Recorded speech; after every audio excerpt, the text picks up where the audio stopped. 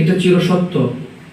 তবে কিছু মানুষের স্মৃতি, কাজ আমাদেরকে ব্যথিত করে, আমাদের হৃদয়ে রেখাপাত করে যায়।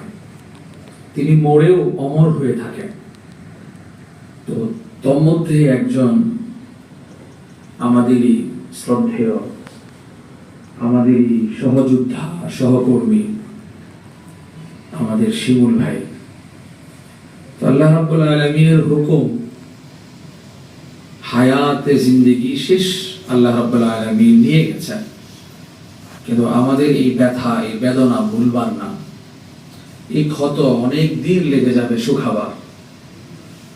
তো আমরা দোয়া করব আজকে আমাদের শিমুল ভাইকে আল্লাহ রাব্বুল আলামিন মাফ করে দিন, আর রহমতের চাদর দিয়ে আল্লাহ যেন ঢেকে রাখেন, এটা যেন আল্লাহ তাআলা করেন। এই জন্য আজকে আমরা এখানে এসেছি। আর বরাবরই তিনি হাস্যোজ্জ্বল প্রাণবন্ত একজন মানুষ ছিলেন, পরোপকারী ছিলেন। আমার সাথে অনেক দিনের সম্পর্ক।